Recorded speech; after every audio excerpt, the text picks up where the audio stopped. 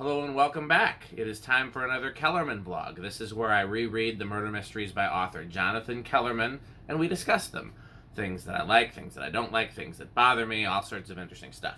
Today we're going to talk about Heartbreak Hotel, which is one that I particularly like. These videos are intended for people who have read the books, but if you haven't, there may be some spoilers, and let me give you a brief synopsis. Our main characters are Dr. Alex Delaware, a child psychologist who also helps solve murders, and LAP detective Milo Sturgis. In this book, Alex is called by a new patient, Miss Thalia Mars, who is, I believe, 99, about to turn 100. And as I said earlier, he's a child psychologist, so she's a bit out of his normal age range, and he is wondering, why is she calling? Why does she want to be my patient? He goes to see her. She doesn't really give him a straight answer, but she says, come back tomorrow.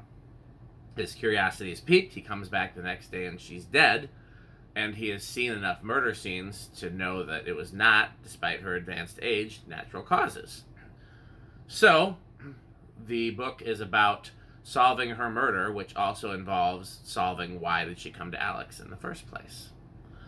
Okay, that's my synopsis. Here are my notes. First of all, I always mix this book up with mystery because they both start in hotels. And for some reason, every time I see Heartbreak Hotel, I always think it's mystery.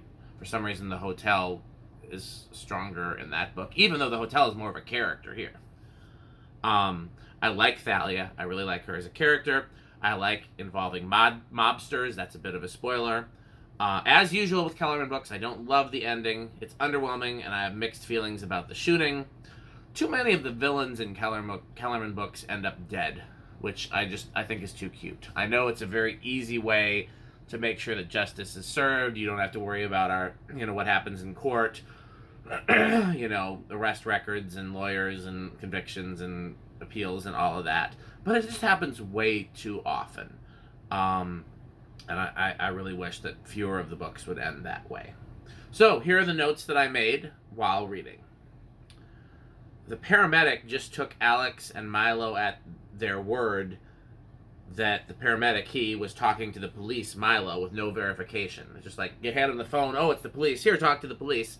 And then he just takes him, oh, wow, you've given me the authorization, Mr. Policeman. But he does not verify that Milo is actually a policeman. So that, to me, is a little, And then he's got, I believe the line is, I'm supposed to tell you everything.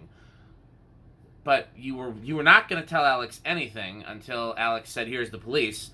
But how do you know that was the police? We know Milo's the police, but how do you know, Mr. Paramedic? Okay, so that's my first note.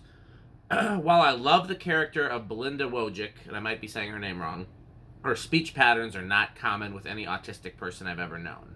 I used to work with autistic children, and there were many diverse communication styles, but nothing like her. Maybe Kellerman knows or has worked with, because he's also a psychologist, some autistic individuals who speak like her. I am not a psychologist, but I have worked with a lot of autistic children, and to me, her speech pattern sounds like what someone might think an autistic person sounds like, but it is not. So that bothered me, but again, I'm not the expert, I just have some experience, which is not the same thing as being an expert. Maybe Kellerman is an expert, and he knows more than me. Maybe he has at least as much experience as I do. Maybe neither of those things are true and it's wrong. This is the Dan, by the way. If you ask my choir says this is what I do. Okay. Gottlieb seems like a jerk. I don't know if we're supposed to like him or not, but he comes across as quite the jerk. Next up is Night Moves, which has never stuck with me. And I'll explain that. So I think that Heartbreak Hotel is going to be the end of whatever era. I've talked about in the past the different eras of Kellerman books. The introductory era, the golden era, the post-golden era, and then this next era. I think Heartbreak Hotel is probably the last of whatever era it's in. I got to really just chart this out and figure out what goes in what. But Night Moves is the start of a series of books where it's normally one of the things I really like about Kellerman is that I read his book and I have a very photographic brain. If I read something, I see pictures. And if I think about a memory, I see pictures. And that's how I visualize things. That's how I imagine things. It's like watching a movie in my head. And for some reason, with Night Moves through Serpentine, maybe, I have trouble visualizing what's going on in the book, especially like if I think back to this book. If I think back to Heartbreak Hotel, sometimes I get it confused with the other hotel book, like I said, but so it's the one with Thalia, I have a mental image of what the Adventura, I think the name is, hotel looks like in my mind, and it's the first thing I see when I think of that book. When I think of Night Moves, I'm like, wait, what is that? The picture's fuzzy. So we'll talk about that one soon. Thanks for watching.